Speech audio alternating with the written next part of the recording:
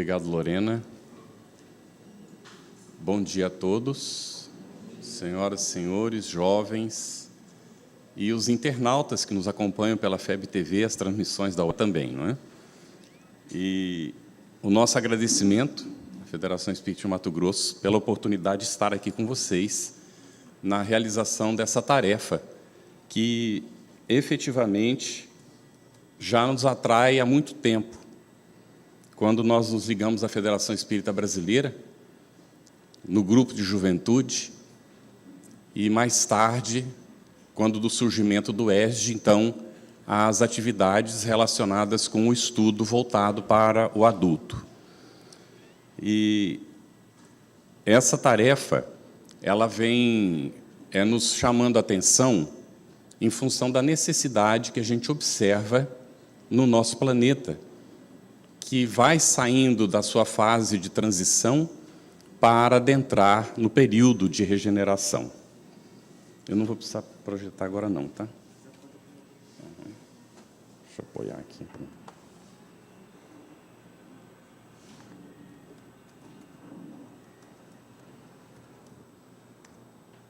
Essas senhas, às vezes, mais atrapalham que ajudam.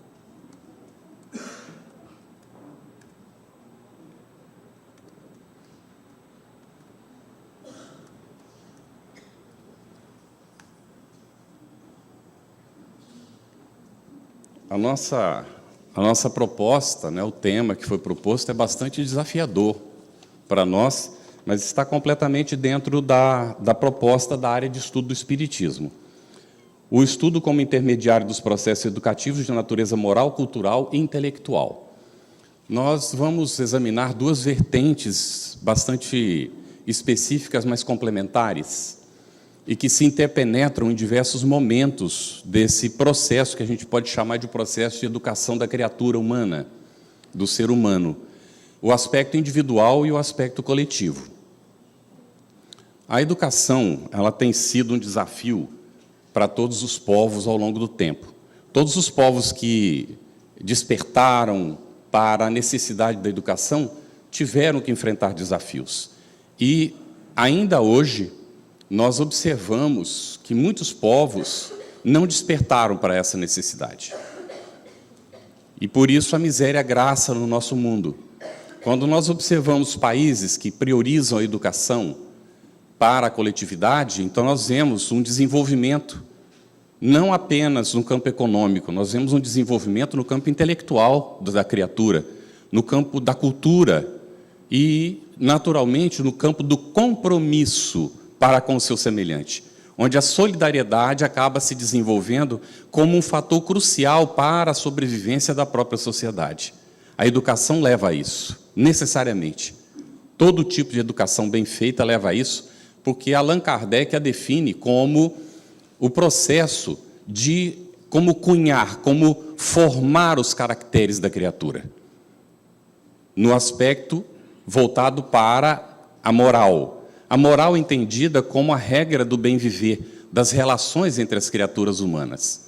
Então, nós vamos observar que, durante a nossa história, muitas tentativas foram feitas no campo da educação. Filósofos trataram do assunto, pedagogos, especialistas no campo fizeram experiências. E, na verdade, nós não queremos nos referir aqui apenas à educação no campo físico. Nós, necessariamente, precisamos tratar da educação num sentido mais amplo, porque o Espiritismo ele transcende a realidade material. Ele nos aponta para uma realidade maior que antecede a existência no campo físico e que vai suceder essa existência no campo físico. Então, a educação, do ponto de vista do Espiritismo, tem um alcance bastante mais amplo e mais profundo do que a visão simplesmente do materialista ou do educador que não se preocupa com um aspecto espiritual e que vê a criatura que é gerado numa visão mais espiritualista das religiões tradicionais, que não tem uma visão clara do que acontece com o ser. Acredita que ele foi criado na hora da concepção, o espírito, e que quando morre o corpo, o espírito segue sobrevivente, mas não é muito claro o que acontece com ele. Em algumas filosofias, a situação é tão radical que o mais certo é pensar, não é, dentro desses parâmetros estabelecidos, que a maior parte das criaturas vão para o inferno. Não é? Porque não há quem não cometa enganos aqui na Terra, que são considerados pecados. E que o Espiritismo nos propõe uma reflexão, não é, inclusive mudando os conceitos, para que a gente possa entender melhor as coisas. Então, para o Espiritismo não existe o pecado, existe o engano, que pode ser reparado a qualquer momento, de acordo com a vontade da criatura. E que isso não depende dos outros, isso depende do próprio indivíduo. Mas que nós podemos nos apoiar mutuamente nesse processo de descobrimento dos caminhos. Então, o Espiritismo, ele vai nos indicar, somos nos desenvolvendo em etapas milenares, nas diversas experiências, como princípio espiritual, até alcançar a condição que nós temos hoje, em que nós já podemos chamar de reino nominal aquele que nós estamos habitando, com uma diferença clara e mais objetiva em relação ao reino animal no qual nós estávamos inseridos, inclusive na época de Allan Kardec, que tratou do assunto no Livro dos Espíritos, perguntando aos espíritos se seria suficiente essa classificação dos 3 reinos. E os espíritos respondem, depende, não é, do ponto de vista. É suficiente considerando, não é, aquilo que é colocado até agora pela ciência. No entanto, podemos considerar um 4º reino, que seria o reino nominal, que é aquele que nós estamos habitando. No entanto, nós vamos encontrar no Evangelho, e a gente tem o hábito de dizer que no Evangelho está tudo, desde que a gente saiba ler o Evangelho, interpretar e entender, tudo está no Evangelho de Jesus. Ali ele nos coloca que ele veio anunciar um novo reino. Quando nós ainda não cogitávamos nem sequer da existência do reino nominal, ele já nos falava de um outro reino. E esse é o reino que a gente constrói com o próprio esforço e que, infelizmente, a religião tradicional à qual nós pertencemos durante várias encarnações, portanto, somos corresponsáveis do processo, ensinou a gente a nos acomodar e a não lutar, a simplesmente entregar a responsabilidade da relação com Deus para os representantes da religião. Hoje o Espiritismo tenta resgatar isso, para que nós nos entendamos como responsáveis por nós mesmos. Porque enquanto nós não entendermos isso, nós não amadurecemos no aspecto nem psicológico, que dizer espiritual. Então, a necessidade de nós nos conscientizarmos, nós somos responsáveis. Ninguém tem culpa de nada que acontece ou daquilo que nós somos, daquilo que nós vivemos. Nem nós temos culpa, porque essa é outra palavra complicada. Porque normalmente quando a gente assume a culpa, ou vai para se confessar, para ser liberado, ou vai para a cadeira do psiquiatra, para ele nos ajudar a nos libertar dela. Agora, com o Espiritismo é diferente. A gente não tem culpa, a gente tem responsabilidade. Então, se a gente não comete pecado, a gente comete enganos, e a gente é responsável, nós temos condição de reparar. E isso, então, nos leva a assumir uma responsabilidade em relação a nós mesmos. Cada um se fazendo responsável pela própria evolução. Nós vamos observar, então, que isso está dentro daquilo que o Espiritismo nos explica de uma maneira muito objetiva, muito clara, que é o livre-arbítrio. Somos livres para realizar aquilo que nós quisermos, mas nós somos responsáveis por aquilo que nós realizamos. Haverá, efetivamente, resposta, não como castigo, não como ameaça, isso não existe dentro do Espiritismo, mas como conscientização. Conscientizar-nos para, então, assumirmos essa responsabilidade e agirmos de conformidade com aquele conhecimento que nós já adquirimos. Daí a importância, o contexto da educação, mais bem dentro dessa amplitude, então, da visão espiritual. Disso que nós estamos com Deus, nosso Pai, nós estamos fazendo uma viagem. A viagem da inconsciência e da inconsequência para a consciência desperta e a responsabilidade. Isso todas as criaturas, não apenas os espíritas, todo mundo, mesmo as pessoas que não se deram conta disso ainda, que não estão pensando no assunto, que não estão dedicadas a entender o fenômeno, elas estão passando pelo mesmo processo. Mas qual é a diferença, então? A diferença é justamente essa. Nós, espíritas, temos a oportunidade de saber e refletir sobre isso. Isso nos faz privilegiados? Nos faz melhores que os outros?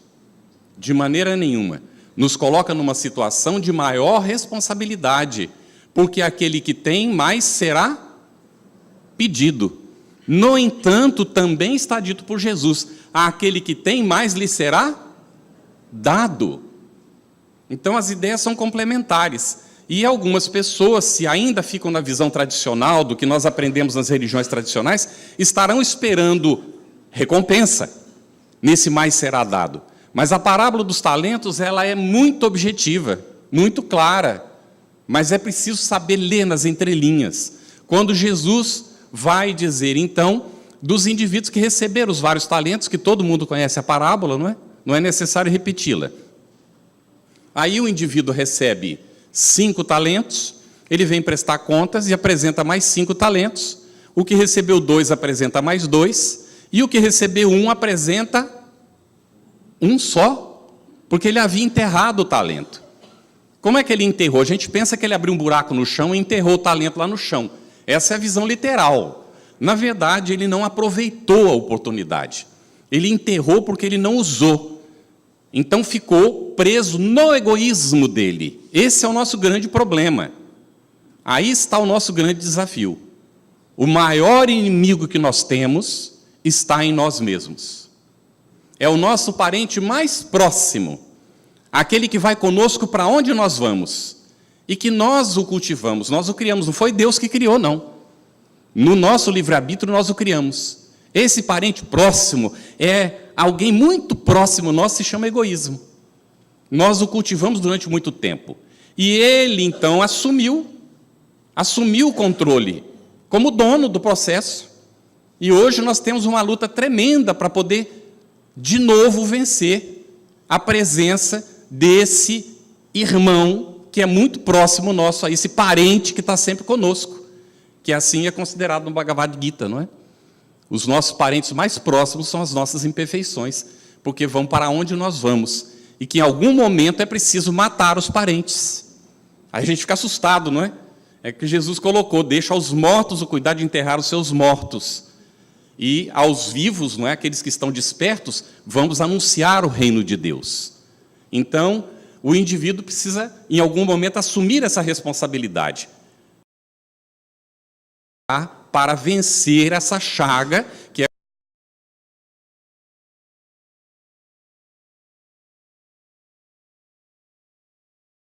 os nossos 2 grandes entraves. Então, trabalhando dentro disso, nós vamos ver que a humanidade, nesse momento, nós chegamos nesse convite para a consciência desperta, que Joana de Ângeles examina de uma maneira magistral, não é? Na psicografia de Divaldo Franco. E alguns psicólogos também consideram essa realidade. Nós estamos entrando nesse período da consciência desperta. Então, nós vamos, nesse período de despertamento, trabalhar para a nossa libertação da necessidade da expiação. Por isso a transformação do mundo, que era de expiação e provas, e que vai progressivamente caminhando para a regeneração, onde, num primeiro momento, ainda estão presentes a expiação e a prova, mas, com o tempo, a expiação, a necessidade da expiação vai diminuindo. Aí nós ficaremos sempre com a prova, que é necessária para subir os degraus da evolução. Mas a expiação, ela vai se apagando, porque nós já vamos cada vez mais aprendendo a acertar sem nos equivocar, a fazer bem aquilo que nós vamos aprendendo. Daí, de novo, a gente volta, o estudo como fundamental para entender esse processo, que não é um processo alheio, é um processo pessoal, é individual, é de cada um. Enquanto o indivíduo não desperta para isso, ele acha que o outro é o problema. Mais tarde, então, ele vai descobrir que, na verdade, não tem problema, nem ele é o problema, que só há soluções quando a gente encontra o caminho. E nos desprendemos desse peso que a gente leva ao longo do tempo, que a gente chama de expiação, em que a nossa consciência nos cobra, a gente muitas vezes não sabe nem por quê. O que é que está sendo cobrado? Entra até em processo de depressão, a gente precisa de ajuda para entender, porque a gente não sabe por que está acontecendo. Mas nesse período de despertamento, nós vamos começando a entender as razões, o que é que gera isso, por que a consciência de culpa, por que é que eu estou preso ainda no meu egoísmo que está me fazendo me sentir vítima, e o que é que eu preciso fazer para superar essas limitações, esses entraves, essas barreiras, para então assumir a plena responsabilidade sobre mim mesmo, e aí caminhar com mais segurança. O Espiritismo, então, vai anunciar essa nova era desde a codificação. É muito difícil precisar datas na realidade espiritual, porque os espíritos não veem a realidade como nós vemos. Nós vemos a realidade medida assim, com o dia que nasce e que acaba, e que nasce de novo e que acaba. Porque nós estamos num processo relativo, num planeta que gira em torno de uma estrela, que é o Sol, e que define a existência do dia e da noite. Mas imagina um ser que não está mais restrito a um planeta como esse, e que vê o Sol e todos os planetas de uma vez. Ah, mas o Sol está girando em torno de alguma outra coisa, não é?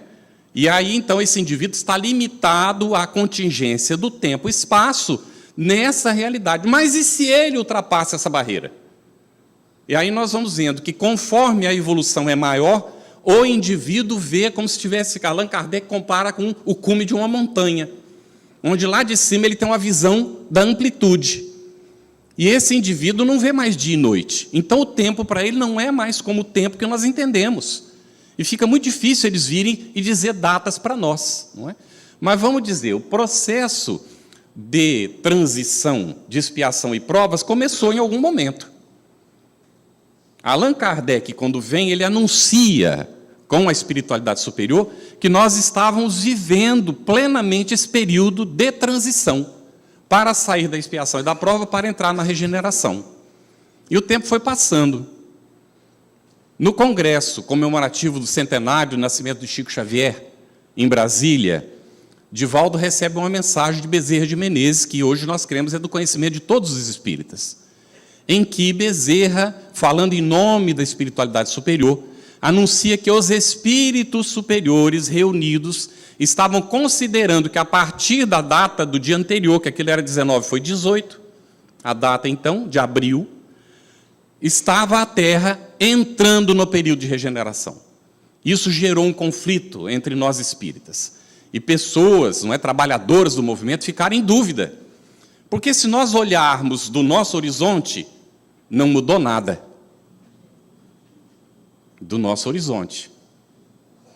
Mas se nós olharmos em períodos, em blocos de 25 em 25 anos, e a composição de 2 dá 50 anos, e a composição de 4 períodos dá 100 anos, então nós olhamos 100 anos para trás, ou 150 anos quando surgiu o Espiritismo, e hoje, a diferença é muito grande. Muito grande mesmo.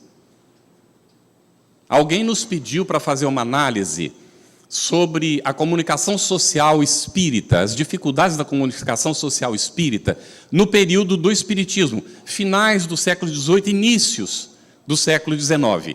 Aí a gente tem que tomar muito cuidado, porque se olhar com a visão de hoje, a gente tem uma dificuldade imensa de entender. Naquela época não tinha internet, não tinha celular, não tinha satélite. Kardec faz referência, como sendo uma novidade, ao telégrafo. Então, o que aconteceu depois daquilo tudo? Hoje a cultura dobra. Se falava nos anos 70 que a cultura dobraria em 2020 a cada 20 anos. Hoje a cultura está dobrando numa velocidade muito maior do que essa. Então, a produção, ela é muito maior. Por quê? Porque nós estamos perdendo a visão egoísta da produção individual. Hoje, um cientista, quando ele está trabalhando no laboratório, em qualquer parte do mundo, ele compartilha o que ele está descobrindo com outros. Porque o outro pode ver coisas que ele não percebeu. E isso vem para o bem da humanidade. Começamos a perder essa visão de que isso aqui é meu, então eu não vou compartilhar com ninguém. Nós já entendemos que compartilhar é bom para todo mundo. Isso é importantíssimo. Isso nos leva a uma reflexão no campo do estudo. Eu preciso fazer o meu estudo individual, mas eu preciso compartilhar isso com os meus companheiros, meus amigos, meus irmãos que estão na mesma trilha. E tenho que respeitar aqueles que não entenderam ainda, que não despertaram. É uma obrigação minha. Preciso respeitar, mas estar aberto e disponível, sem ânimo de imposição. Acabou. Não há mais aquela história de que a pessoa será salva porque adotou tal religião, porque alguém lhe convenceu disso. Isso não existe mais com o Espiritismo. Então não há mais halo-salvação como nós encontramos em Huberto Roden, que era um filósofo católico, não entendeu o Espiritismo antes da desencarnação dele. Mas ele faz umas colocações maravilhosas. Então, ele diz assim, da halo-salvação. Alguém vem e salva a gente. Não, só existe a salvação pessoal. O próprio indivíduo constrói. Aí os nossos irmãos protestantes, alguns, não são todos, comentam que o espírita, ele é muito...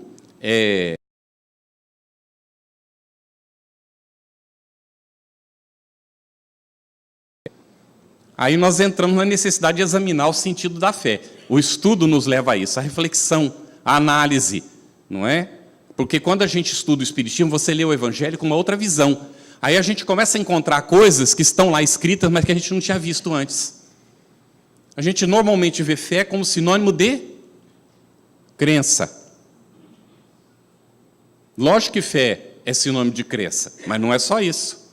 Se começarmos a examinar os textos evangélicos, nós vamos ver que em algum momento Jesus utilizou fé como sinônimo de conhecimento. Um exemplo direto disso é quando vem a mulher cananeia, que vem insistindo com ele para salvar a filha, não é? E aí tem aquele diálogo interessante, e num dado momento, não é? Ele faz referência sobre a fé que ela tem. Mas a fé da mulher era conhecimento puro. Porque ela fala no diálogo com ele, ela demonstra que ela sabe do processo, que ela conhece, e que ela está pedindo para ele porque sabe que ele tem condição de fazer. Então nós vamos ver que fé pode ter vários significados, inclusive de fidelidade. Fidelidade a quê? Aos princípios da lei, à nossa própria consciência. E aí é onde entra o nosso grande desafio. Dentro do processo do estudo, no momento da autorreflexão. Para que é que serve isso que eu estou aprendendo, afinal de contas? Porque se eu não uso no meu dia a dia, não uso para a minha própria transformação, como é que eu vou ensinar isso para os outros? Essa é a grande falha da educação. Entre aspas, que é mais bem instrução do que educação dentro das orientações do governo. Porque aquilo que é ensinado não tem nada a ver com aquilo que o indivíduo vai viver. Pode servir para uma prática profissional, mas não está vinculada a um aspecto de transformação moral. E aí vem o Espiritismo para preencher essa lacuna. Mas essa lacuna não será preenchida se a família espírita não se conscientiza disso. Não é assim? Quem são os agentes da promoção, da colocação desse conhecimento na vida? Somos nós próprios. Na constituição da família, educação dos nossos filhos, nas relações com o nosso semelhante, o nosso próprio processo de transformação como inspirador da transformação alheia, que nós não conseguimos mudar ninguém, mas o indivíduo, ao ver aquilo que está acontecendo conosco, pode também ter vontade de, e perceber que ele também é capaz, que se a gente pode, ele também pode. Como a gente está olhando outros e sentindo que a gente também pode, porque outros estão fazendo. Porque todos nós estamos destinados a isso. Então, os seres humanos, nós somos chamados hoje a assumir o controle. Esse é o nosso grande desafio. Estamos chamados a assumir o controle do processo. Não podemos mais, como espíritas, agir como um indivíduo que recebeu um talento e enterrou. Nós podemos nos considerar aqueles que estamos recebendo um talento ou 2 talentos, ou até 5 talentos, mas não tem mais como enterrar isso. É preciso colocar esses talentos na nossa prática efetivamente. Então, eu Eu estou olhando a hora aqui. Ok. É que nós temos diferença de 1 hora para Brasília e aquele relógio lá não está certo. Então, eu acompanho por aqui, sem problema. Então, nós vamos ver que não há salvos. Não existem salvos. Ninguém está salvo porque adotou tal ou qual religião ou porque se tornou espírita. Se as pessoas, não é, nós chegamos dentro do centro espírita, com os mesmos hábitos que nós tivemos até então, em função das experiências seculares das outras religiões, nos sentamos no banco do centro espírita e esperamos que o palestrante resolva o nosso problema, e que se o palestrante não deu conta, o passista vai resolver, nós estamos buscando uma coisa que o espiritismo não pode nos oferecer. E ele não promete isso para nós, não está escrito em lugar nenhum. Por isso nós temos que estudar o espiritismo para entender. Ele está nos convidando para vir para um processo de reflexão coletiva, onde nós ouvimos um palestrante, aí eu me lembro do nosso pai. Nosso pai, porque nós somos 4 irmãos, não é que eu estou incluindo vocês como filhos do meu pai, não é? E ele, desde que me conheço, perdão pela referência pessoal, tá bem? Desde que me conheço por gente, que eu me lembro do meu pai sentado na cama, pela manhã, lendo o Evangelho segundo o Espiritismo. Mas era o único livro que ele lia, porque o meu pai não teve chance de ir para a escola. Ele quis, mas não pôde, porque tinha que trabalhar, eram muitos irmãos, então tinha que ganhar o sustento da vida. Então ele aprendeu alguma coisa com o irmão mais velho, que esse teve chance de aprender alguma coisa na escola. Então o irmão mais velho ensinou a fazer conta e ele lê. Mas isso para mim e para o Geraldo, que a gente vai nos explicamos para ele, né? Fomos falando. O Geraldo falava, eu falava, complementando. O palestrante, ele apresenta a visão que ele tem daquilo que ele leu, das experiências que ele viveu, daquilo que ele já meditou, que ele entendeu. Mas, das leituras, ele apresenta uma segunda vista, porque é a opinião dele sobre aquilo que ele leu. Para a gente ter a opinião original do autor que escreveu, precisa ler. Ele ficou olhando, não falou nada, não respondeu nada. Só para vocês terem ideia, hoje ele tem 87 anos. E ele está na 6ª vez que ele está lendo a codificação de ponta a ponta, dentro das dificuldades dele. Leu todo André Luiz, o que cai na mão dele, ele lê. Ele lê, vai juntando, bota numa caixa, ele dava para a gente, dá para alguém. Hoje em dia ele leva para os centros que ele frequenta. Ele enche a caixa e leva lá para distribuir para as pessoas. Não fica com os livros, não tem biblioteca em casa, não. É como Alípio Gonçalves. Não sei se vocês conhecem Alípio Gonçalves. Essas referências nos ajudam para ver como é que a gente bota na prática as coisas que a gente vai aprendendo, não é isso? Que nem todo mundo consegue, mas a gente vai lutando. Cada um faz os aspectos que vai conseguindo, não é? O Alípio Gonçalves, ele é canário, portanto é espanhol, mas ele mora na Venezuela há muitos anos. E nós o visitamos algumas vezes para fazer o trabalho espírita juntos. Alípio Gonçalves traduziu 26 obras de Chico Xavier. E distribuiu essas obras impressas em espanhol pelo mundo todo de graça. Então, Alípio Gonçalves é um indivíduo que se iluminou nessa vida. E um dia nós chegamos à última visita que nós fizemos, que a gente já quis ir lá de novo, não pudemos por causa da situação que está acontecendo na Venezuela. Então, chegamos e vimos a estante, que ele tem umas estantes de livros assim logo na entrada. E estavam semi-vazias. Aí, ele muito perceptivo, ele praticamente leu o pensamento da gente. Aí, ele olhou assim e disse assim, você está estranhando que as minhas estantes estão meio vazias? Aí eu disse para ele, o que aconteceu com seus livros? Ele disse assim, eu aprendi na experiência que o livro não é para ficar parado, é para circular, igual dinheiro. Se não circula, não dá vida, não cumpre a função. Então, se tiver algum livro aqui que te interessa, pode pegar e levar. E assim ele fazia com todo mundo que chegava na casa dele. Então, ele distribui os livros. Não é? O nosso pai bota tudo na caixinha e leva. Assim que enche aquela caixinha, ele leva para o centro, para distribuir. Então, a leitura, o estudo individual, é uma coisa de decisão. A gente pode ser até analfabeto. Mas se a gente tiver um neto que lê, a gente pode pedir para o neto ler para a gente ajuda o neto também a aprender.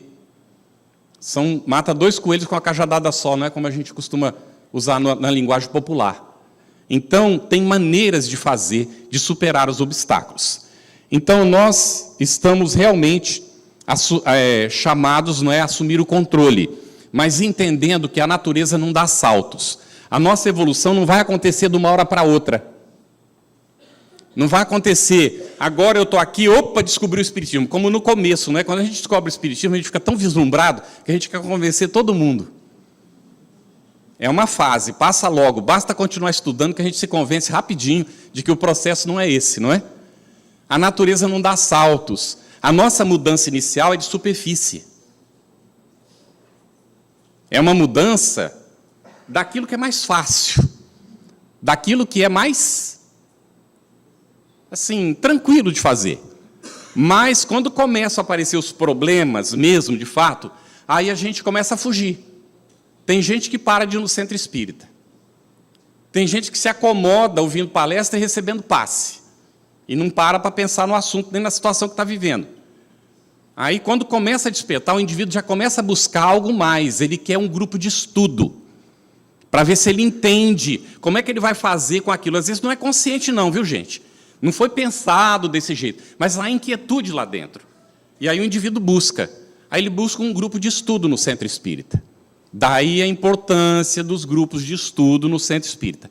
A reflexão, a oportunidade da análise em conjunto, da construção coletiva, não é, da descoberta do conhecimento.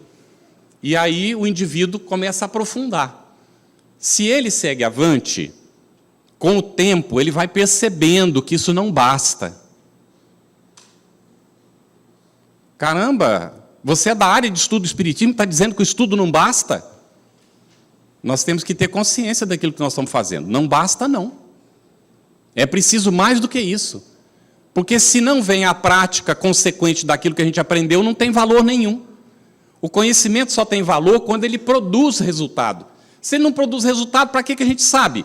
Para eu me sentir doutor e qualquer coisa no sentido do conhecimento? O que vale isso? Isso não tem valor efetivo. Mas na medida em que começa, aí o indivíduo não está estudando há algum tempo e ele sente necessidade de se envolver no trabalho. Aí ele procura, às vezes, o centro espírita, alguma coisa na área de assistência e promoção social, às vezes ele quer ser evangelizador, às vezes quer se ligar a ser monitor, não é, facilitador dos processos de estudo, ou a pessoa encontra um outro caminho, não é, de ir para uma obra social e ajudar, inclusive fora do espiritismo. E há pessoas que conseguem, não é, fazer o seu tempo bem programado e têm condições de realizar várias tarefas durante a semana, sem perder a visão do estudo, porque a gente não termina de aprender nunca. Tudo bem isso, gente? Bom, entendido isso, nós vamos ver que, efetivamente, nós estamos vivendo momentos peculiares. Alguém de vocês imaginaria que, na sua encarnação, veria Nosso Lar na tela do cinema? Eu não esperava, sinceramente. E eu também não esperava que a gente entrasse na regeneração durante esta encarnação ainda. E aconteceu. Nós estamos entrando na regeneração. Não estamos em plenitude de regeneração. Nós estamos adentrando, não é? Faz alguns anos que nós estamos adentrando na regeneração. Então, nós estamos construindo isso juntos. Aí as pessoas dizem assim, nossa, mas como é que pode, com tanta calamidade que está acontecendo, a gente estar entrando na regeneração? Parece que há um retrocesso. Na nossa visão estreita pode parecer. Mas vamos lá. Eu vou fazer uma citação de Sai Baba. O Espiritismo não tem prevenção contra ninguém, não é, gente? A gente aprende de todo mundo. Esses dias me chegou uma mensagem dizendo que era de Sai Baba. E a mensagem estava dizendo assim, que ele, num dado momento, ele registrou que a humanidade está num momento de despertamento. Veja como combina com o Espiritismo. Um momento de despertamento. E aí ele compara, ele diz assim, é como se o mundo estivesse iluminado com lâmpadas de 40 watts. Com lâmpadas de 40 watts, você vê as coisas a meias. Mas agora foram colocadas lâmpadas mais potentes. Vamos colocar de 60 watts. E quando é colocada essa lâmpada, a gente começa a ver o que não via. E começa a perceber que tem sujeira. E que a sujeira incomoda, que a gente quer que limpe. O que é que está acontecendo no Brasil? Apesar das reações, tem gente querendo apagar a luz de qualquer jeito. Não tem? Tem gente que não quer nem de 40 watts, quer escuro mesmo. Mas a luz está aí, sendo acesa, e vai permanecer, nós vamos orar, a oração intensifica essa luz, não é? E fazer a nossa parte, contribuir dentro da comunidade. Nós não podemos ser espíritas do centro para dentro ou da nossa família para dentro de casa. Nós somos espíritas na convivência com as pessoas lá fora. Aí é onde está o nosso desafio. Onde nós vamos viver aquilo que nós estamos aprendendo. Um dia, um companheiro, há muitos anos, fazendo uma palestra, ele comentou o seguinte: a gente não se dá conta. Não se falava da corrupção que graça dentro da sociedade ainda, não é? Isso há muitos anos. Isso a gente não se dá conta, a gente critica o político que desvia milhões. Mas a gente está lá no trabalho e a gente vai e tira uma cópia na copiadora. As empresas tiveram que adotar uma providência, um controle. A gente pega o clipe, não se dá conta, um clipe. Nossa, mas um clipe, meu, você está exagerando, não está, não? Depende da consciência de cada um. Vai ter gente que nem um clipinho, nem um clipão, não vai pesar nada na consciência por agora. Mas tem gente que o clipinho já pesa na consciência. Está correto isso? Então, para a nossa reflexão, o que é corrupção? O que efetivamente é fazer certo ou fazer errado? Depende da consciência de cada um. Mas a lei universal, a lei natural, a lei divina, estabeleceu os parâmetros para todos nós. E é tão incrível, o Livro dos Espíritos é maravilhoso para entender o Evangelho de Jesus. A lei de Deus está escrita onde? Na consciência. Aí é um processo, não é? Um processo. Está inscrito na consciência desde que surgiu a consciência. Que vai despertando progressivamente, ou seja, a gente assume o conhecimento da lei progressiva e a responsabilidade se dá na medida em que a gente vai despertando. Então, o que é que acontece? Na medida em que a gente vai vendo, vai se iluminando. E a gente vai entendendo que não é para aplicar para o outro, mas para aplicar para mim. Porque quando eu faço isso, eu estou realizando aquilo que eu sinto que é necessário realizar. E que é necessário que os outros façam, mas cada um terá o seu tempo. Uma das coisas que a gente vai aprender com o tempo é paciência. Principalmente quem trabalha na área de estudo tem que ter paciência. Muita compreensão do outro. Não exigir, porque o outro não vai mudar porque eu quero. Ele vai mudar quando ele chegar à conclusão de que é necessário. E mais uma coisa, de que ele pode, porque tem gente que vê que é necessário e acha que não pode. Ele poderá não dizer isso conscientemente, mas lá no âmago ele não acredita. E quantos de nós que somos facilitadores de processo na área de estudo, estamos nessa situação? Que a gente fala para os outros, mas lá na hora que bate, a gente tem dúvida se a gente é capaz. E isso nos atrasa o processo, porque capazes nós somos. E aí é onde entra a questão da fé, na amplitude dela. Fé na nossa própria capacidade de realização. Daí a importância desse estudo amplo. Conhecer do mundo que nós estamos vivendo, compreendendo que há outras culturas diferentes da nossa. E entendendo que tudo isso é um suporte para aquilo que é necessário realizar na nossa condição, que é a nossa evolução moral, o nosso despertamento moral para a realização das atividades. A educação, então, ela encontra muitos desafios e tem muitos desvios. Diante da magnitude dessa tarefa, nós nos sentimos, às vezes, pequenos. Nós nos sentimos muito pequenos. Mas também nós nos sentimos tristes quando nós vemos disputas e incompreensões na área. Quando nós vemos pessoas que dizem, o meu método é o melhor. Ah, não, vou criar um porque os dos outros todos não prestam. Então, quando a gente tem essa visão egoísta, isso atrapalha o processo. Mas quando a gente tem a visão de complementaridade, opa, vamos desenvolver um projeto que vai dar continuidade àquilo que já... Então, isso é maravilhoso. Porque dentro da visão espírita, não pode haver nada criado sem base. Isso a gente aprende, não é? Na própria educação normal das escolas. Como é que nós vamos construir sem a base anterior? Nós temos que conhecer aquilo que existe, para depois seguir. Então, se a gente conhece, a gente desenvolve. Senão, a gente fica repetindo, tentando criar a roda outra vez, e a roda já está criada há muito tempo. Então, a importância dessa visão de conjunto e aplicar no Espiritismo essa visão que os cientistas já estão usando entre eles, de que o que nós fazemos é complementar, que os trabalhos se desenvolvem de uma maneira coletiva, porque a espiritualidade nos inspira em diversos lugares do planeta, para que nós possamos formar essa ideia universal que Allan Kardec nos apresenta, não é? De uma maneira muito objetiva e muito clara no Espiritismo. Se aquilo que nós estamos fazendo não está apoiado naquela base que já foi construída, então nós temos que ver, tem algum furo na base? Normalmente tem furo naquilo que nós estamos fazendo, porque a base já foi confirmada, consolidada, não é? Está divulgada, e falta para a gente, muitas vezes, a visão dela. Então, nos dá tristeza, muitas vezes, quando a gente vê essas disputas e incompreensões dentro do próprio movimento espírita, ignorando o Evangelho de Jesus, de que uma casa dividida, ela rui, ela não tem sustentação. Então, essa casa está construída sobre areia movediça. Agora, quando nós nos apoiamos mutuamente, a coisa fica sólida, e aí nós temos condições de continuar crescendo. Daí a importância, não é, de a gente trabalhar essas dificuldades. O Livro dos Espíritos nos oferece as diretrizes. As diretrizes estão ali, muito claramente colocadas. Então, é base e é fundamento. Nós precisamos conhecer o Livro dos Espíritos. Se a gente trabalha na área de estudo do Espiritismo e não estuda o Livro dos Espíritos, alguma coisa não está bem com a gente. É preciso conversar com o coordenador da área, é preciso bater um papo e dizer da sua dificuldade. Eu não consigo estudar o Livro dos Espíritos.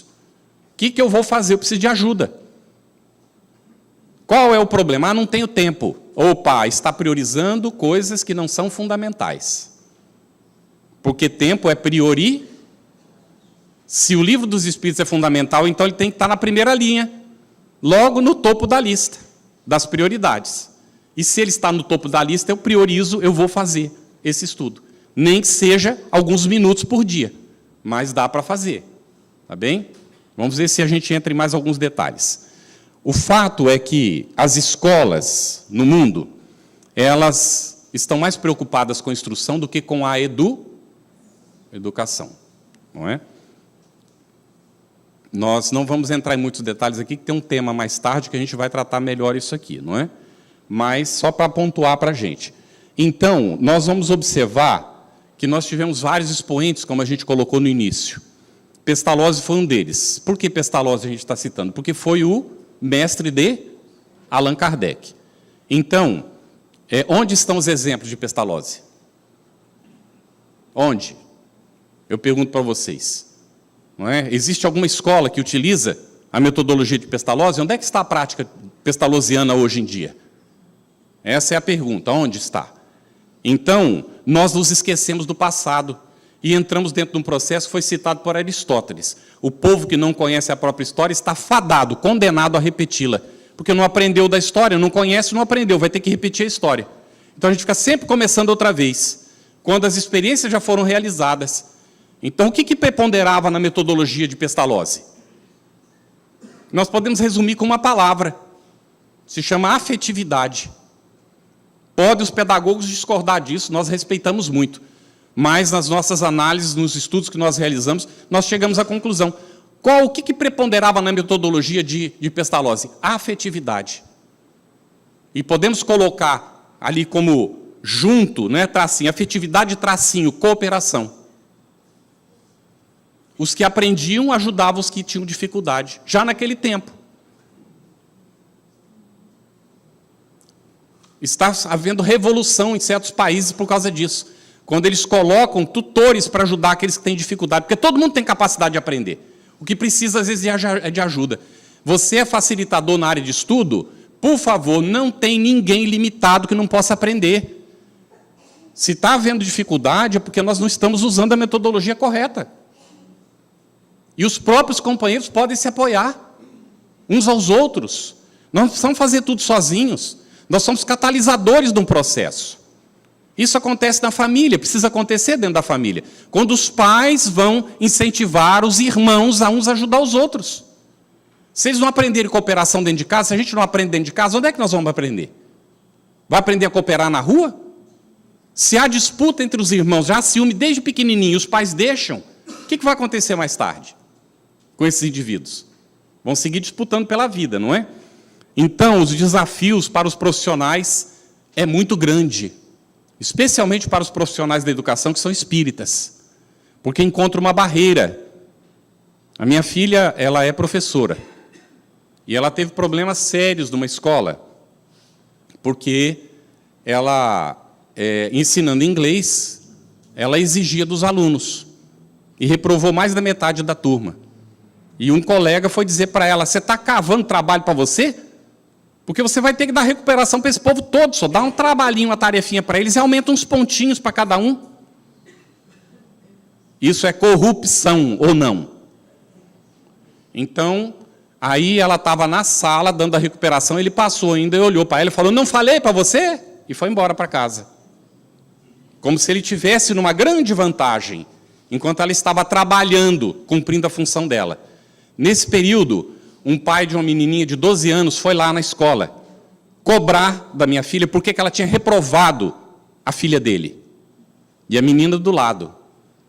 Então, eu posso contar que eu não estou dizendo o nome de ninguém, não é? Então ninguém vai saber quem é. Então, minha filha, ao invés de se dirigir a ele, se dirigiu à menina e disse, fulana, você acha que você merecia uma nota maior do que aquela que eu te dei? Aí a menina ficou assim, tímida, olhou assim para cima, com medo, né, olhando para o pai assim. Aí ela insistiu, você acha que você merecia uma nota melhor? Aí ela disse, não. Aí a minha filha disse assim, o pai não ouviu, fala mais alto porque ele não ouviu. Aí ela falou, não. Aí a minha filha disse assim, olha pai, aí está a resposta que o senhor podia ter obtido lá se o senhor tivesse perguntado para sua filha em casa. Ele pegou a mão da filha brabo e saiu e foi embora. Então, antigamente, quando o aluno não ia bem, os pais conversavam, iam lá na direção, iam procurar ajuda. Não é? Hoje em dia, os pais vão cobrar do professor, por que repetiu? Mas se o aluno não está estudando, não está fazendo a parte dele, não cumpre com as tarefas que foram passadas, não aprendeu, como é que vai passar? Então, é uma grande dificuldade, não é? Porque o objetivo é ter o diploma, não é aprender aquilo que está estudando. No Espiritismo, a gente vai agir da mesma forma? Mas no Espiritismo não tem diploma. Então, a gente não vai ter certificado de conclusão. Não é isso? A não ser que a gente desvie o processo, porque essa não é a proposta. Ter, não é? Certificado de conclusão de curso no Espiritismo. Porque não conclui nunca. É uma ilusão da gente dar qualquer certidão, não é? De conclusão. Então, nós vamos vendo que é uma tarefa, não é, que começa efetivamente essa tarefa da educação no nível individual, para depois se tornar coletiva, institucional. Enquanto a educação não estiver acontecendo no nível do indivíduo, ela não ocorrerá no nível, e não adianta escolher um dos aspectos. O qual que eu vou? Eu vou trabalhar, então, educação moral, mas se você não tiver o suporte intelectual e cultural, você não tem desenvolvimento moral. Ah, eu vou trabalhar o intelectual. Então você vai criar um indivíduo cheio de orgulho, de egoísmo, achando que ele é o suprassumo, doutor numa especialidade, de uma especificação da especificação. Mas tem o título de doutor. Não é? Então, a questão é de conscientização. É no integral, acompanhar mesmo na escola. E ir para a escola. Os pais precisam estar presentes. A escola, os pais têm que fazer a escola. Exigir a transformação, até que o povo se conscientize e os profissionais assumam essa responsabilidade. Às vezes espíritas ajudando, porque é preciso mudar. Se fala que a nossa educação, entre aspas, que é mais instrução nas escolas, se deteriorou ao longo do tempo. Isso é um sinal de que pode melhorar, não pode? Então, nós temos que trabalhar isso, não é? E é um desafio efetivamente para nós. Bom, o profissional da educação espírita, ele precisa trabalhar não apenas no nível das palavras, mas principalmente no nível dos exemplos, não é isso? Na vivência daquilo que ele precisa realizar. Vamos ver como é que nós estamos aqui de tempo. Ok. Temos cerca de 30 minutos, não é isso? Tá. Muito bem. Então, nós chegamos à conclusão de que, efetivamente, há um grande desafio para nós espíritas. Um grande desafio. Um grande desafio mesmo. No entanto, realizável. Há necessidade de nós nos conscientizarmos de que nós estamos numa área de trabalho que é fundamental. Essa área de trabalho ela é suporte. Se chama área de estudo do Espiritismo. Mas as outras não são importantes, são tão importantes quanto. Todas as áreas da Casa Espírita são importantes. No entanto, quando a gente fala da área de estudo do Espiritismo, é normalmente onde nós vamos ajudar a formar as pessoas para. Então, o desafio está conosco. Se nós fizermos bem o trabalho, as outras áreas estarão bem alimentadas, de pessoas conscientes daquilo que elas precisam realizar. Não sei se a gente consegue deixar isso bastante claro. Vamos examinar o papel da questão da educação no nível individual e coletivo, como a gente colocou inicialmente. Faz alguns anos que a gente meditou sobre aquela proposta de Kardec que está na introdução do Livro dos Espíritos. O que é que caracteriza um estudo sério? A sua continuidade. Se alguém não lembrou, visita de novo a introdução do Livro dos Espíritos, que é riquíssima. O ex-presidente Thyssen, alguns de vocês conheceram, ex-presidente Thyssen, ele fez um compêndiozinho, que ele de vez em quando dava para algumas pessoas, com as introduções e conclusões dos livros de Kardec.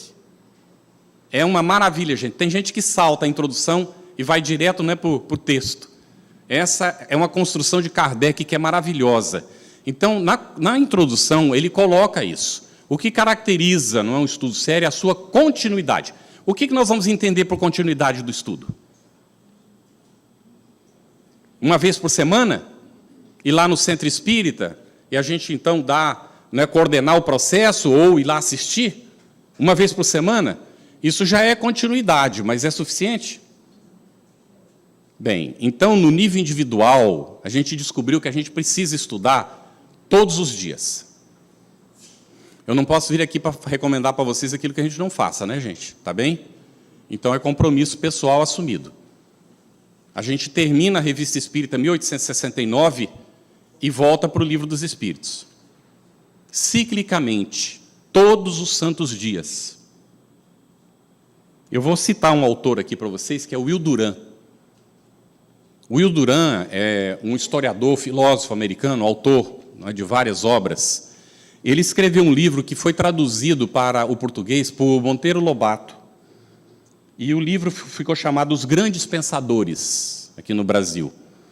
E são vários livros de vários autores, e um deles é o Will Durant. Nessa obra, a gente comprou esse livro quando a gente era adolescente. Bateu alguém na porta vendendo livro, e eu perguntei para minha mãe, tem dinheiro aí, mãe, que eu queria comprar uns livros desse senhor aqui. Eu tinha uns 13 ou 14 anos. Aí ela disse, bom, depende de quanto, né? Ele falou o valor, ela tinha. Aí comprei 5, eu queria comprar mais, mas o dinheiro não dava, né? Comprei os 5 livros dessa coleçãozinha ali. E entre eles estava o Will Durant. Ele faz a relação de 100 obras que ele considera fundamentais para a educação. O critério que ele utilizou não foi de diversão, não foi de ilustração, foi de educação. Ele pensou na educação do indivíduo. Então, ele selecionou, ele cita essas 100 textos ali, e ele faz o seguinte comentário. Se uma pessoa ler durante 1 hora essas 100 obras, 7 dias na semana, sobrou algum para descansar? 7 dias na semana, 1 hora por dia. Em 4 anos, a pessoa se torna um filósofo autodidata. Eu gostaria que a gente meditasse para alcançar o sentido disso, tá bem, gente? Ele selecionou 100 obras que ele considerou. Estava lá o Livro dos Espíritos no meio? Não. Alguma obra de Kardec? Não. Porque a visão dele é uma outra. Agora eu pergunto para vocês, Nós temos uma obra selecionada no Espiritismo? Temos ou não temos? A codificação não é uma obra selecionada? A obra de Kardec não é uma obra selecionada? Se a gente ler 1 hora por dia a obra da codificação durante 4 anos, seguindo o que o Duran falou, nós nos fazemos autodidatas filósofos do Espiritismo. Deu para compreender isso, gente? E principalmente se a gente começar a elastecer, porque nós não podemos ficar só com Kardec. Tem também Leon Denis, tem Camille Flammarion, tem Aksakoff, César Lombroso. Bom, eu não vou ficar aqui citando todos os autores. Depois tem a obra mediúnica. Só vou dar 3 nomes, tá? Nós temos Ivone Pereira, nós temos Chico Xavier, temos Divaldo Franco. Bom, aí tem que ir aumentando essa lista aí, não é? Quantos tem? Aí eu vou fazer uma pergunta. Não precisa responder, para nossa reflexão pessoal, tá bem? Porque se você responde, você se compromete e compromete os outros também. Então não responda não, pense só para cada um, não é? Em casa também, tá? Vocês estão acompanhando em casa, vamos fazer essa reflexão. Quantos livros eu leio por mês? Pense aí, cada um pensa para si. Quantos livros eu leio por mês? Vamos supor que a pessoa leia 3 livros por mês. 3? Deus me livre, como? Mas vamos fazer uma conta de 3 livros por mês. Quantos livros a gente lê num ano? 36 num ano. Leva 10 anos para ler 360. Só o Chico recebeu mais do que 360. Só para ler a obra do Chico me custa mais de 10 anos se eu ler 3 por mês. Deu para perceber? E a gente quer novidade.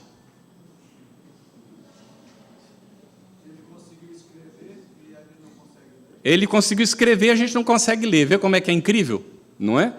Então, olha só o que o Saulo colocou para nós. Ele conseguiu escrever, a gente não consegue ler. Mas a gente consegue sim, não é? A gente pode se empenhar e fazer essa meta. Eu não estou lendo nada, estou lendo 0 por mês. Vou começar a ler 1 por mês. Aí, quando estiver lendo 1, agora eu vou aumentar para 2 por mês. E depois eu vou aumentar para 3. Não é? Alguns conseguirão ler mais. A minha mulher, por exemplo, quando ela se concentra, ela lê 20 vezes mais rápido do que eu. Ela tem uma capacidade, ela abrange quase a página inteira quando ela está lendo, se está concentrada. Então, lê muito rápido. Mas as pessoas lentas como eu, assim, em 1 hora, lê entre 20 e 30 páginas. Não é? Então, dá para ler, vamos dizer, 20 páginas por dia. A gente pensa, mas só isso? Mas a hora que você vê o livro terminou, você já pode pegar outro. Tá certo? E se não consegue ler 20, leia 10 inicialmente. Você vai ver que com o tempo você ganha velocidade. E aí nós vamos chegando à conclusão que ler só não é suficiente. Aí a gente começa a estudar. A obra de Kardec a gente estuda. A gente anota, a gente vai comparando, vai consultando. Hoje em dia, você pega, está aqui, ó, não entendeu uma palavra, coloca aqui, já aparece a definição da palavra. É uma facilidade. A gente não pode dizer que a gente não tem o recurso. O recurso está na nossa mão. A FEB tem uma biblioteca de obras raras com 20 mil documentos raros. Está digitalizando tudo. Nós vamos ter uma biblioteca de obras raras aqui na palma da mão, ó, para consultar os livros no original, se quiser, para tirar dúvida, para ler obras que estão esgotadas, vai estar todas disponíveis para a gente poder ler. Então, não falta material, não falta recurso. E tomar muito cuidado com a novidade. A novidade que aparece, ela tem que ser comparada com aquilo que já existe. Aí, eu vou citar para vocês uma reunião que nós estávamos tendo na FEB, do Movimento Espírita, era um CFN, e houve um intervalo. E aí eu vi um grupo de pessoas conversando no corredor, e eu cheguei, naturalmente, a gente quer confraternizar com os companheiros, né, cumprimentei, e aí um companheiro estava dizendo, né, na conversa, eu estou com um problema de consciência, porque tem um livro que eu peguei, eu comecei a ler, na 5ª página, 6ª página, eu fechei. E eu viajo fazendo palestra e as pessoas me pedem a avaliação do livro. E como eu não li até o fim, eu me sinto constrangido de dar a avaliação do livro, porque eu não li até o fim. Aí eu disse assim para ele, você está falando do autor tal, livro tal? Aí ele disse assim, como é que você sabe? Eu falei, porque eu também fechei na 6ª página. Aí eu disse para ele, mas eu me sinto confortável para avaliar quando me perguntam. Se não me perguntarem, eu não digo nem autor, nem nome do livro. Mas se perguntar, eu sou obrigado a dar o retorno. Individual, para a pessoa, não preciso falar coletivamente. Não é? Porque não vamos estar denegrindo, o Espiritismo não faz isso. Aí eu disse para ele, porque também na 6ª página eu fechei esse autor. Porque não precisa passar da 6ª página. Aí eu perguntei para ele, você lê Kardec? Ele falou, leio não, eu estudo todo dia Kardec. Eu falei, então não precisa passar da 6ª página daquele livro, porque você já vê que tem contradição, e a contradição permanece na obra toda, basta dar uma folheada para frente, que eu fiz isso. Chegou na 6ª página, eu fui folheando, para ver se continuava. Como a gente está habituado, né, você vai identificando, pô, continua do mesmo jeito, fala coisa ótima, interessante, lá no meio vem os abacaxis. Quem não conhece, engole tudo aquilo. E, normalmente, a pessoa ela está mal influenciada, ela se apega nos abacaxis, que depois ela divulga, não o conteúdo bom, ela vai divulgar aquelas coisas que são assim, inusitadas, diferentes, não é? Como uma árvore retorcida pela sua própria imperfeição, esse tipo de coisa assim. Como é que pode um princípio espiritual que ainda não desenvolveu consciência estar castigada e nascer retorcida pela sua imperfeição? Contraria não é o próprio princípio do Espírito, mas está lá escrito no livro. Eu preciso passar da 6ª página? Deu para entender? Então, gente, estudar é fundamental. Individualmente, em casa, todo dia. Aí uma companheira disse, eu não tenho tempo, não tenho tempo. Aí eu lancei um desafio para ela, ela ficou braba comigo, foi reclamar com o Raul Teixeira. Aí eu digo assim, não tem tempo, não leia, poxa, mas isso é uma questão pessoal, ninguém pode obrigar, ué. Agora, se você está num grupo de estudo da mediunidade, não é? Você assumiu um compromisso com a mediunidade, então você precisa estudar em casa. Você é facilitador da área de estudo? Então você tem um compromisso. Então é preciso estudar em casa. Ah, mas eu não tenho tempo de estudar. Como é que você tem tempo de preparar, então, para fazer a facilitação do processo? Se você não conhece aquilo que você está facilitando. Deu para perceber, gente, a dificuldade? Então é preciso, a gente não é ir superando isso tudo. É possível superar? É possível se a gente tem vontade de fazer, não é? Então, nós vamos observar que o Espiritismo nos dá essa possibilidade de entender o estudo no nível individual. Muito bem, isso é suficiente? Suficiente em termos, mas não completamente. Por que não é completamente? Porque eu estou fazendo o meu estudo individual, e aí nós vamos fazer uma lembrança do livro Obreiros da Vida Eterna. Quem leu vai lembrar do Dimas. O Dimas era espírita.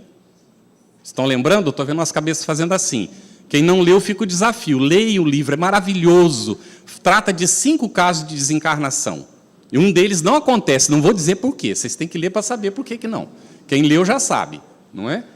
Mas o caso do Dimas, eu vou só situar para vocês entenderem, ele era assim, uma pessoa conceituada na cidade, inclusive, porque ele tinha um comportamento espírita, não é, de respeito pelo próximo e tudo mais. Só que estava no velório dentro da casa. Naquele tempo fazia dentro de casa o velório, né? Hoje em dia a gente leva lá para o necrotério e tal, né? Mas fazia dentro de casa. E, de repente, entra um obsessor, um sujeito todo desorientado, porque alguém foi contar um caso do Dimas. Olha só os velórios, o que a gente faz. Vai contar caso, contar piada, atrai todos os espíritos inferiores, fica perturbando o desencarnante. Então, o Dimas, perturbado ali. E aí, a explicação que André Luiz registra para nós. Por que aconteceu isso? Porque Dimas esqueceu da família. Dimas não ensinou oração para os filhos, nem para a mulher. Então, ele não levou o espiritismo para dentro de casa. Bom, desculpem pela referência pessoal outra vez, a minha mulher pede que toda vez que eu for contar isso, que ela me pediu para não contar, mas eu não resisto, eu conto. Então, ela disse, então, pelo menos esclarece, não é? A nossa família não é perfeita, viu, gente? A minha mulher pediu para falar isso para vocês, ficar bem claro. A nossa família não é perfeita. Nossa família luta todo dia como toda família. Só que há alguns anos, isso já vai para 2002, para cá, 15 anos, não é?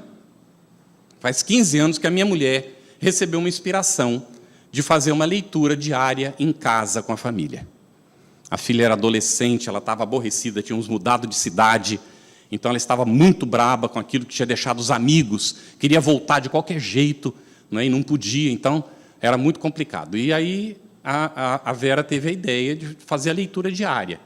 E falou para mim e falou para a filha. E nós já tínhamos decidido, para a família não ficar disputando e brigando, que tudo seria definido democraticamente.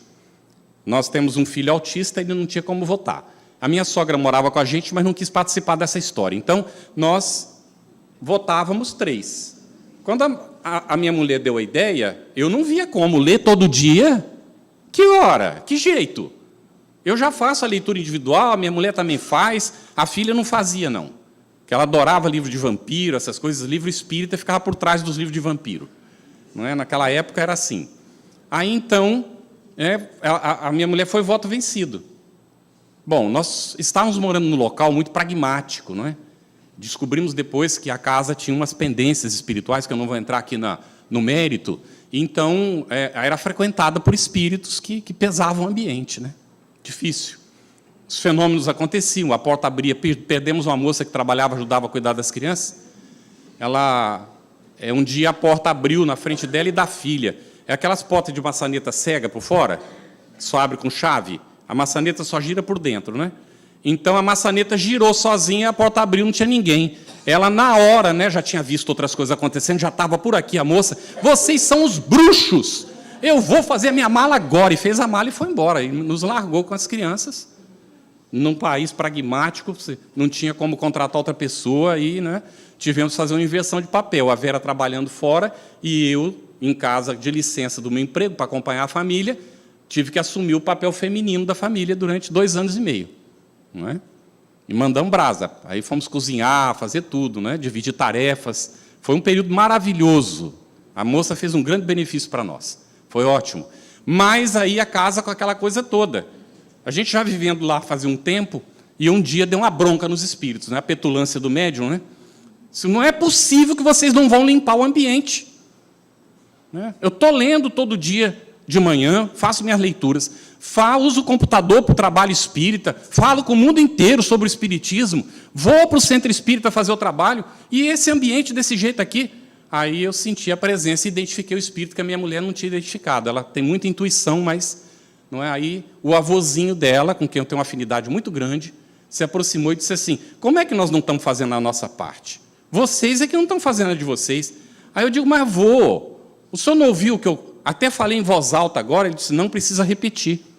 Eu ouvi muito bem, mas vocês não estão fazendo a parte de vocês. Mas o que nós estamos falhando? Fazia 6 meses já que a minha mulher tinha tido a inspiração. A gente tinha esquecido o assunto. Aí ele disse assim: e a leitura diária que eu recomendei para a Vera faz 6 meses? Oh, meu Deus do céu. Aí a filha foi voto vencido, né? Eu não leio, não tem problema, filha. Você senta no sofá e ouve. Não sento, eu deito. Pode deitar. Você deita, não é? Ela deitava, botava uma almofada na cara. Hoje, ela é espírita graças a isso. Tá certo? Consciente. Uma pessoa que olha para o outro e sabe ler. Eu já contei a história do pai e da filha na escola. Ela lê as pessoas, não é, com a capacidade que ela desenvolveu. Então, conhece profundamente o espiritismo. Nesse período, nós lemos a obra de Kardec, André Luiz, Manuel Filomeno de Miranda, Emmanuel, e alguma coisa de Joana, e alguma coisa de Leon Denis, e assim vai. Memórias do Padre Germano, 4 vezes, que a minha filha adora. Aquela série dos livrinhos de Fonte Viva, e assim vai. O Novo Testamento, 2 vezes, estamos agora na 3ª vez do Novo Testamento, e assim vai. A leitura diária em casa. Quanto tempo? 15, 30 minutos. Todo dia é. Minha filha hoje está em Brasília, nós estamos em Cayena, Guiana Francesa. Olha aqui, ó. Deu a hora, a gente liga. Ela só não pode quando está trabalhando, pronto, não participa, tudo bem, está trabalhando. Né, porque ela dá aula. Mas está livre? Eu estou no aeroporto, ontem eu estava no aeroporto. A Vera chamou, eu disse para ela: você quer que eu faça prece? Olhei para lá, para cá, as pessoas passando, já fiz prece no aeroporto, sem problema nenhum. Olho aberto, as pessoas acham que eu estou falando aqui no celular, pô, e pronto. Não é? Mas ela disse: não, deixa que eu faço hoje. Aí ela fez a prece. Tudo bem, gente? Nós somos melhores do que alguém aqui? Nem nada. Ainda estava conversando com a Lorena. Lorena, eu tenho uns desafios que eu preciso trabalhar, porque eu tenho a voz muito forte. Se eu levanto um pouco, a pessoa já pensa que eu estou brigando. Aí ela fala, nossa, não briga comigo. Eu digo, mas eu não estou brigando, pelo amor de Deus. O que eu faço para falar assim, para você entender? Eu não estou brigando. Não é? Então, são os desafios. Todo mundo tem seus desafios, seus problemas, seus repentes. Mas nós estamos trabalhando para ir. Aí você olha para trás de você mesmo e você faz um balanço. Precisa fazer isso. O que eu já melhorei? O que me falta melhorar? Mas com base no que eu estou fazendo essa análise? Tudo bem, gente?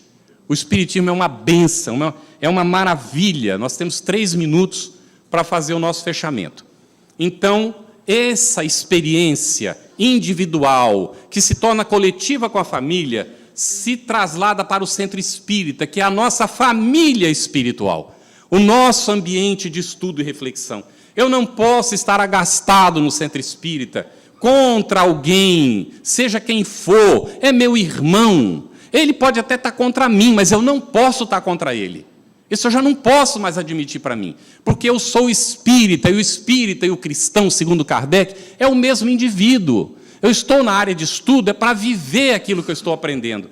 É um grande desafio, mas é lógico que é, e não vou ser perfeito de hoje para amanhã, mas nós seremos perfeitos algum dia, porque Deus nos criou para isso. E isso é uma construção que a gente vai fazendo todos os dias. Nesse estudo, nessa reflexão diária, em que a gente vai cuidando dos aspectos da cultura, dos aspectos intelectuais, e tudo isso como base para o desenvolvimento da nossa moral. Incluímos aqui a necessidade de ler as novidades.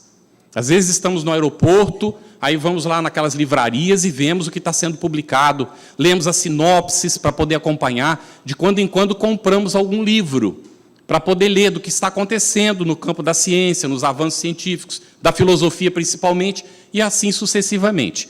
Quando a gente desenvolve o hábito de ler, acontece como com a minha mulher, que eu já citei aqui várias vezes. Aprendeu a ler com 2 anos e meio, de maneira assim osmótica, porque a tia dava aula, não tinha com quem deixar, então ela alfabetizava, levava ele e botava no fundo da sala. Quando eles foram ver, ela sabia ler. Então, aprendeu com 2 anos e meio. Hoje, a gente às vezes está conversando e eu digo para ela, querida, você pode dar 1 minuto da sua atenção para mim? Porque ela não para de ler praticamente, o tempo todo. Desenvolveu um vício que é algo muito saudável, não é? Ler e ampliar o nosso conhecimento sempre para uma melhor vivência cristã no contato com o nosso semelhante. Muito obrigado, muita paz para todos vocês e até mais tarde.